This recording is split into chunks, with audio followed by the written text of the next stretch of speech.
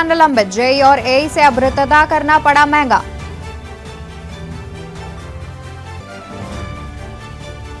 आजमगढ़ दौरे पर आज आएंगे डिप्टी सीएम। पदाधिकारियों के साथ बैठक कर निर्माणाधीन परियोजनाओं का करेंगे स्थलीय निरीक्षण।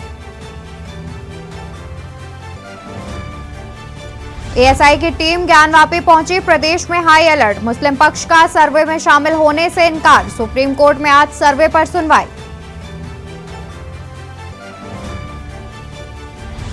ट्रेन से जुड़ी हर जानकारी देगा इंटीग्रेटेड इंफॉर्मेशन सिस्टम। लखनऊ मंडल के 19 स्टेशनों पर सिस्टम को लगाया जाएगा।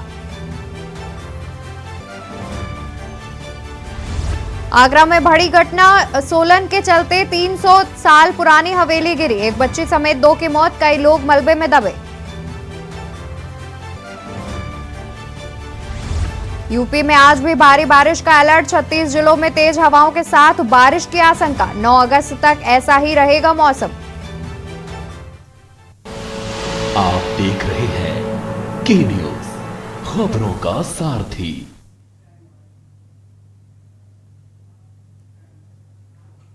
नमस्कार, मैं हूं आपके साथ अवंतिका अवस्थी। बात करेंगे उत्तर प्रदेश खबरों की। उससे पहले हम बात करेंगे सर्वे की शुरुआत, खुलेंगे राज। आपको बता दें कि आज सुबह से ही ज्ञानवापी परिसर में सर्वे लगातार चालू है। खबर वाराणसी से, जहां ज्ञानवापी परिसर में एएसआई का सर्वे का काम जारी है। एएसआई की टीम में लखनऊ, दिल्ली के एक्सपर्ट शामिल हैं। ज्ञानवापी सर्वे के लिए 61 सदस्यों की टीम लखनऊ, पटना, दिल्ली, आगरा से आई। एएसआई की टीम में लखनऊ और दिल्ली के एक्सपर्ट शामिल हैं।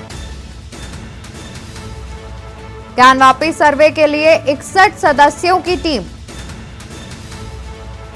लखनऊ, पटना, दिल्ली, आगरा, वाराणसी से आई टीमें।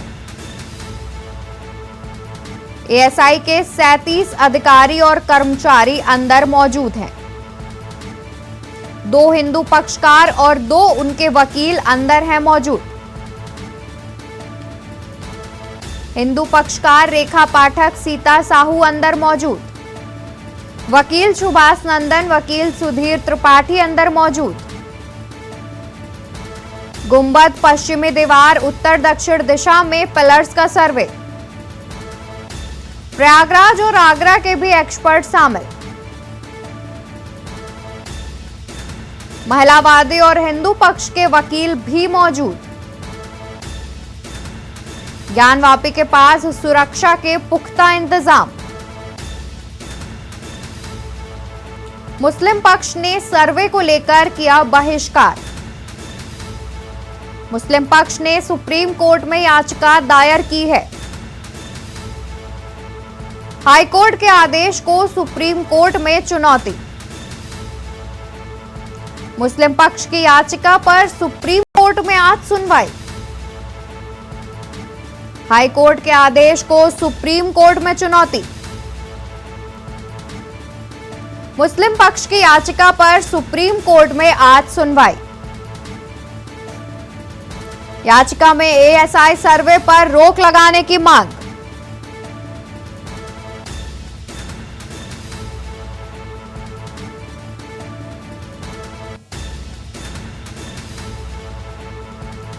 तस्वीरें भी हम आपको लगातार टीवी स्क्रीन पर दिखाते जा रहे हैं, जहां एएसआई ने सर्वे की शुरुआत कर दी है।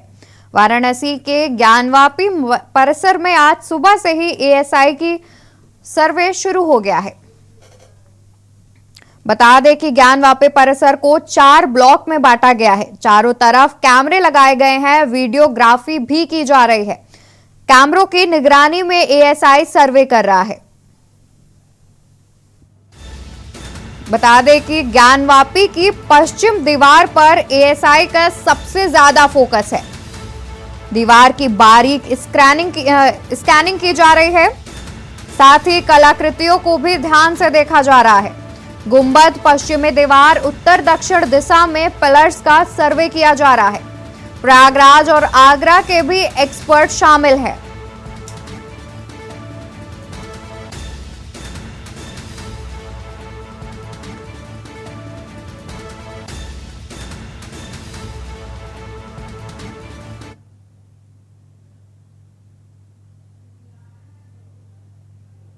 खबरों में आगे बढ़ेंगे और अब बात करेंगे कानपुर के, जहां केंद्रीय विद्यालय की खेलकूद प्रतियोगिताओं में छात्राओं ने जमकर धूम मचाई।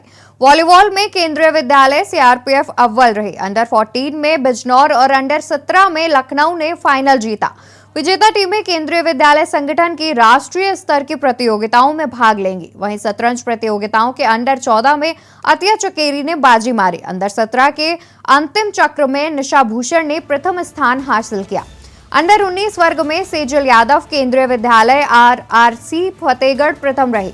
प्रतियोगिताओं के समापन पर मुख्य अतिथि ग्रुप कैप्टन कमलेश पांडे ने विजेता टीमों को सम्मानित किया, साथ ही पराजित टीमों को भी उत्साहित किया। इधर केंद्रीय विद्यालय आईआईटी कानपुर में आयोजित 3 दिवसीय खेलकूद प्रतियोगिता के तीसरे दिन बास्केटबॉल प्रतिस्पर्धा में अंडर 14 केंद्रीय विद्यालय आईआईएम लखनऊ विजेता रहा। वहीं केंद्रीय विद्यालय जेएलए बरेली बास्केटबॉल का विजेता रहा। लॉन टेनिस में केंद्रीय विद्यालय आरडीएसओ लखनऊ की लहर गौतम प्रथम स्थान पर रहे। अंडर 17 में केंद्रीय विद्यालय एएमसी लखनऊ की संतुष्टि गौतम ने बाजी मारी। प्राचार्य श्री रवीश चंद्र पांडे ने विजेताओं को मेडल और आशीर्वाद देकर सम्मानित किया।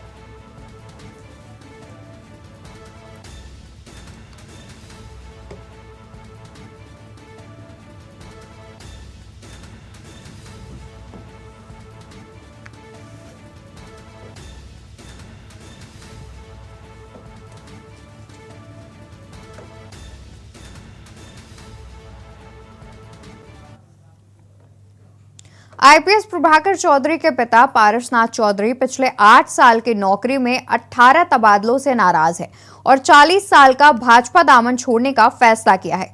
उन्होंने कहा कि भाजपा सरकार में बेटे प्रभाकर चौधरी के साथ गलत हो रहा है। पारसनाथ चौधरी के क्षेत्र के लगभग 1 दर्जन से अधिक गांव के मतदाताओं में खासा प्रभाव है। उन्होंने कहा कि बेटे के ईमानदारी और सच्ची कर्तव्य निष्ठा की सजा दी जा रही है। के न्यूज से खास बातचीत में प्रभाकर चौधरी के पिता ने बताया कि प्राथमिक शिक्षा सरस्वती शिशु मंदिर से शुरू हुई। इंटर की पढ़ाई जनपद के एक इंटर कॉलेज से की और उच्च पढ़ाई के लिए इलाहाबाद गए। पढ़ाई के दौरान प्रभाकर चौधरी ने नौकरी के लिए लेखपाल से लेकर कई परीक्षाएं पास की, लेकिन यूपीएससी की परीक्षा पास कर आईपीएस अधिकारी बने हैं। प्रभाकर जी के पिताजी हैं, हम सीधे उनसे बात करते हैं। ये बताइए कि 8 साल में 18 ट्रांसफर, जी क्या मानते हैं आप? दरअसल ये ईमानदारी का फैसला है। ईमानदार होने के नाते से दरअसल नेताओं से और अन्य लोगों से पटरी नहीं खाती है, तो उनका ट्रांसफ़र शासन द्वारा हो जाता है। यही कारण है, मुख्य कारण जो ईमानदारी का है। तो ईमानदारी ये तो है ही है कि जो है ईमानदारी है और इसी वजह से जो है उनका ट्रांसफ़र होता है। अभी 2-4 दिन पहले जो है बरेली में जो इनकी पोस्टिंग थी, उसके बाद वहाँ कांवड़ियों को लेकर कुछ विवाद हुआ था, तो उसमें इनका ट्रांसफ़र हुआ। तो इस पे आप क्या कहेंगे? दरअसल बरेली में जो कांड हुआ वो इनकी देन है, नहीं तो कम से कम वहाँ 50 हिंदू तो मार डाले जाते। क्योंकि वो अब मैं गया था एक बार बरेली में, तो वहाँ मुसलमानों का गढ़ है और बरेली सिटी लगभग 23 लाख की आबादी है, जहाँ 60% मुसलमान हैं और मुसलमान पढ़े लिखे हैं, धनी भी हैं।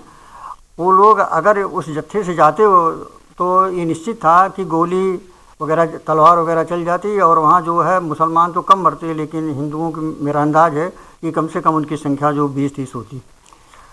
और वो तो उनकी देन है जो उन्होंने रोक लिया, और रोक करके जो है लाठीचार्ज करवा दिया, और लाठीचार्ज भगदड़ हो गई और फिर बाद में शांति हो गया। मतलब ये उनकी देन है। मतलब तो लेकिन उसका नतीजा क्या हुआ? बुरा हुआ। हमारे लड़के का तुरंत ट्रांसफ़र हो गया। तो इसलिए तो हम काफ़ी नाराज़ हैं कि सही काम करने पर जो है अच्छा फैसला मिलना चाहिए, लेकिन हमारी बीजेपी सरकार ने उसका उल्टा गिनना शुरू कर दिया और उनको जो है भेज दिया पीएससी में।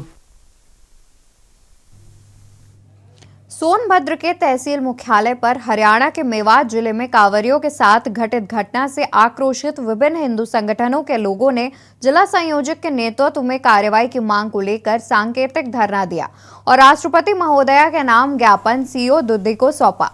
इसके बाद उन्होंने आतंकवाद का प्रतीकात्मक पुतला फूंक कर आरोपियों के खिलाफ कार्रवाई की मांग की और पीड़ित परिवारों को मुआवजा देने की हरियाणा सरकार से मांग की।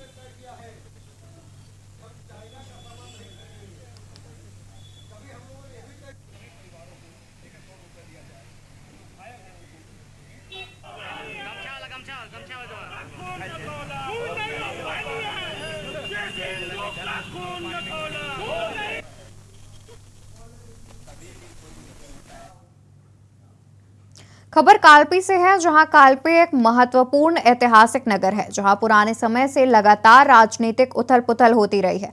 साथ ही कालपी हिंदू मुस्लिम दोनों की आस्थाओं के लिहाज से बहुत महत्व रखता है। कालपी एक और आसपास के लोग कालपी को कालपी शरीफ के नाम से भी बुलाते हैं। हालांकि यह स्थल बहुत बड़ा नहीं है और ना ही यह आकर्षण स्थलों में आता है, पर यहाँ पर स्थित 84 गुम्बद अपने आप में एक मिसाल है, जहाँ पर भारी भीड़ 84 गुम्बद को देखने के लिए आती है। इसमें सबसे बड़ी बात यह है कि इसके दरवाजे यानी 84 गुम्बद को गिना जाए तो कभी पूरी गिनती नहीं होती। यह रहस्य आज भी रहस्य बना हुआ है। 84 गुम्बद के चारों ओर बने दरवाजे इब्राहिम लोधी नामक राजा ने बनवाया था, जो आज भी लोगों के लिए रहस्य बना हुआ है।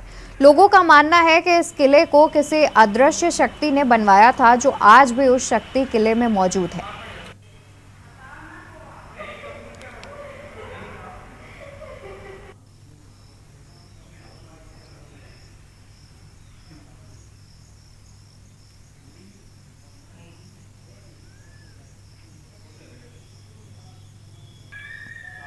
ये पुरातत्व विभाग का ये इब्राहिम लोधी ने इसको बनाया था।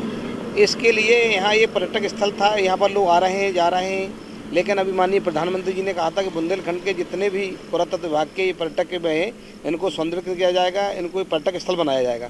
लेकिन मैं 10 साल पहले भी आया था, तभी ऐसा, और आज भी आया तो आज भी ऐसा है। इस पर सरकार से मैं विशेष गुजारिश करूँगा कि ये मोदी जी द्वारा किए गए जो पुरातत्व विभाग के लिए विकास के लिए, या इसको पर्यटक विभाग कई काम कर रही प्रदेश में, तो पर्यटक विभाग इसको अपने हाथ में लेकर के इसका पुरातत्व को पर्यटक विभाग मिलकर के इसका विकास करें तो एक जनपद जालौन का पर्यटक स्थल अच्छा माना जाएगा।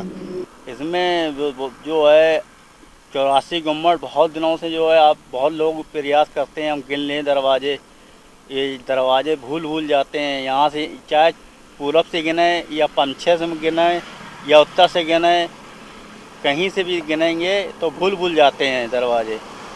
यहाँ इधर को पुरानी ऐतिहासिक जगह है, ये बहुत पुरानी है, कम से कम 100 वर्ष से ज़्यादा पुरानी वर्ष है ये 84 गुम्बद।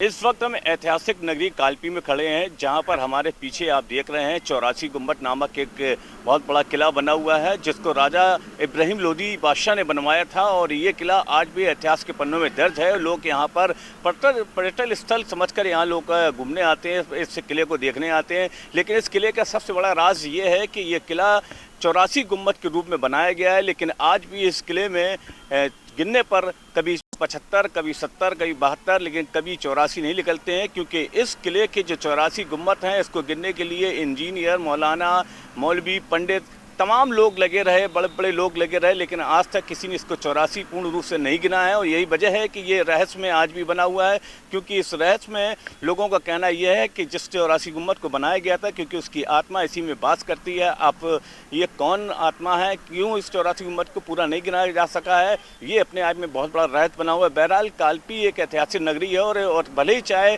कालपी अपना इतिहास भूल रहे हो लोग कालपी को, लेकिन इतिहास के पन्नों में कालपी आज भी दर्ज है। और हालांकि 84 गुम्बद जो इस तरीके से बनाया गया, उसका रख रखाव और उसका जो कार्य इसमें जो होना चाहिए वो दिखाई नहीं दे रहा है, क्योंकि ये उपेक्षा की मार झेल रहा 84 गुम्बद आज भी एक ऐतिहासिक पन्नों में दर्ज है। और इसको पुरातत्व विभाग को चाहिए कि इस पर कार्य करें और इस पर गौर दें, क्योंकि पिछले दिनों प्रधानमंत्री ने बुंदेलखंड के जितने भी ऐतिहासिक प्लेस हैं उन सबको रख रखाव और उसकी मरम्मत के लिए, पर्यटन स्थल बनाने के लिए बहुत महत्वपूर्ण बात कही थी और उन्होंने बढ़ावा दिया था, लेकिन आज तक इसमें कोई कार्य शुरू नहीं हुआ है। अब देखना ये होगा कि इसमें कब कार्य शुरू होता है, ये आने वाला वक्त बताएगा। कैमरा पर्सन मनीष पांडे के साथ माजिद अरमान, के न्यूज़ जालौन। खबरें अभी और भी हैं, उससे पहले यहाँ रुकेंगे एक छोटे से ब्रेक के लिए। आप देख रहे हैं के न्यूज़, खबरों का सार। ब्रेक से वापस आ गए हैं। रुक करते हैं खबरों का, जहां हमीरपुर में नालों की साफ सफाई करने वाली राठ नगर पालिका के झूठे दावों की पोल खुल गई है। बीते कुछ दिन पहले नालों की सफाई को लेकर औपचारिकताएं पूरी की गई थी, लेकिन नालियों की सफाई सही से ना होने से नगर वासियों ने आरोप लगाया है। आरोप यह भी है कि नालियों को उचित निकासी न होने के कारण बारिश का पानी नालियों से निकलकर सड़कों, घरों, दुकानों और सरकारी दफ्तरों में घुस जाता है, जिससे लोगों को संक्रमण का खतरा सता रहा है। इसको लेकर लोगों में भय बना हुआ है और नगर वासियों को काफी परेशानियों का सामना करना पड़ता है।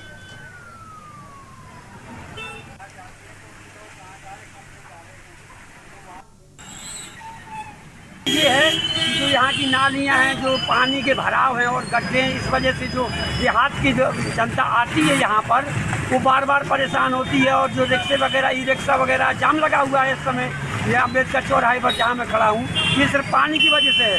ये नगर पालिका पार्षद और ये नेता जो लोग हैं, ये सिर्फ अपनी जेब भरते हैं, ना कि ये जनता के बारे में कोई सुनते हैं। और आज यहाँ दंगा, कल यहाँ दंगा फसाद और नालियों का जो एक एस्टीमेट होना चाहिए, वो उनका एक क्रियान्वयन होना चाहिए जनता के सामने।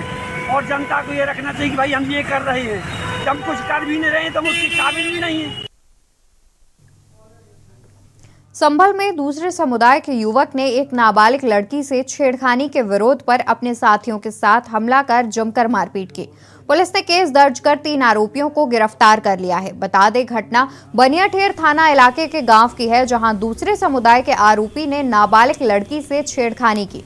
घटना का लड़की के परिजनों ने विरोध किया, जिसके बाद आरोपी ने अपने साथियों के साथ पीड़ित पक्ष के साथ मारपीट की।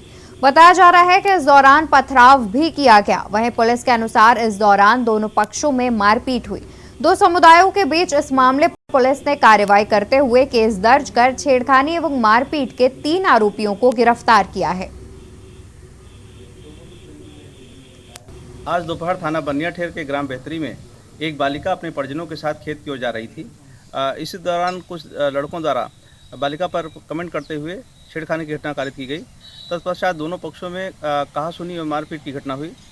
इस संदर्भ में बालिका के परिजनों की तहरीर के आधार पर अभियोग पंजीकृत कर लिया गया है एवं नामित 3 लोगों को गिरफ्तार कर लिया गया है।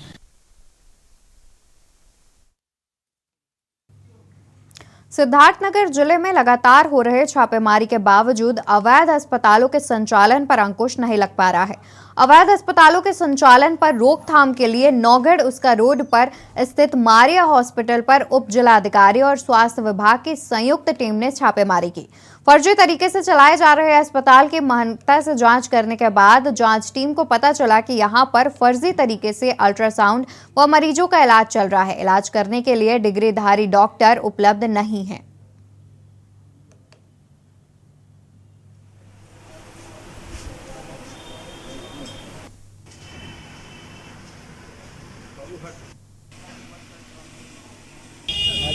सत्र में लिया गया था, स्वतः संज्ञान लेते हुए कि हमारे जिले में कितने नर्सिंग होम और कितने अल्ट्रासाउंड सेंटर पंजीकृत, तो उसकी लिस्ट निकाली गई, जिसमें कुछ हॉस्पिटल ऐसे मिले जिनका क्या करता रजिस्ट्रेशन चिकित्सा अधिकारी कार्यालय में नहीं था, न ही अल्ट्रासाउंड का रजिस्ट्रेशन था। उस क्रम में हम लोग हुसैनगंज रोड पर स्थित मारिया हॉस्पिटल में पहुँचे। पूरा निरीक्षण करने के उपरांत यह ज्ञात हुआ कि क्या कहते हैं कि अल्ट्रासाउंड मशीन उनके यहाँ से बरामद हुई, लेकिन उसका रजिस्ट्रेशन नहीं था और ना ही कोई चिकित्सक मौजूद थे। मशीन का निरीक्षण करने पर यह पाया गया कि आज भी उनके यहाँ से अल्ट्रासाउंड किया गया है। तत्क्रम में नर्सिंग होम का रजिस्ट्रेशन पत्र दिखाने के लिए जब कहा गया तो उनके पास नर्सिंग होम का भी रजिस्ट्रेशन नहीं था। हॉस्पिटल में 2 ऑपरेशन के मरीज भर्ती थे, लेकिन कोई भी MBBS चिकित्सक मौजूद नहीं था। खबर अमरोहा से है, जहां बिजली विभाग के राज्य मंत्री सोमेंद्र तोमर ने बिजली की समस्या को लेकर की अधिकारियों के साथ बैठक ली। इस दौरान मंत्री ने कहा कि ज्ञानवापी का सर्वे माननीय न्यायालय का अच्छा फैसला है और हम सभी को सम्मान करना चाहिए। जो माननीय न्यायालय के पहले से ही आदेश हैं कि उपद्रवियों से उनकी वसूली की जाए, क्योंकि यह देश सभी का है और किसी के धार्मिक आस्था के बीच समस्या उत्पन्न करता है तो उनके खिलाफ कठोर कार्रवाई होनी चाहिए।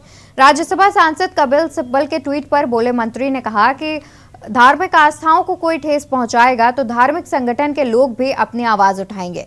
बजरंग दल धार्मिक, बजरंग दल हमेशा समाज की संस्कृति के सम्मान की बात करता है।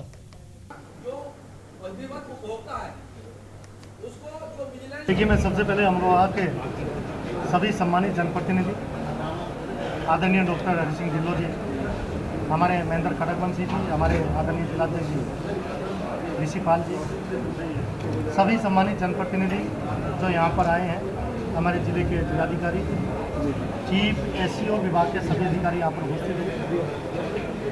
भारतीय जनता पार्टी और उत्तर प्रदेश के सचिव मुख्यमंत्री पूज्य योगी आदित्यनाथ जी के द्वारा 31 जुलाई से लेकर 6 अगस्त तक एक हम लोग का विद्युत उपभोक्ता और जनप्रतिनिधियों से संपर्क कर उन लोग के सुझाव एक अभियान की शुरुआत की गई है। उस अभियान के तहत मैं यहाँ पर आया हूँ और अपने जो सम्मानित जनप्रतिनिधियों के द्वारा जो सुझाव दिए गए, हम लोग रिवेम्प स्कीम, RDSS, इन सभी योजनाओं के बारे में यहाँ पर हम लोगों ने समीक्षा की। खबर कानपुर से है, जहां बीजेपी के प्रदेश अध्यक्ष भूपेंद्र चौधरी दौरे पर पहुंचे। उन्होंने रत्नालय गेस्ट हाउस में आयोजित कार्यक्रम में दिव्यांगों को ट्राईसाइकिल बांटी। इसके बाद वो भाजपा क्षेत्रीय कार्यालय पहुंचे, जहां जिला पंचायत अध्यक्ष सदस्यों के साथ बैठक की, जिसके बाद प्रेस वार्ता में उन्होंने ज्ञानवापी सर्वे पर हाईकोर्ट के फैसले का स्वागत किया। कहा कि वे फैसले से सहमत है।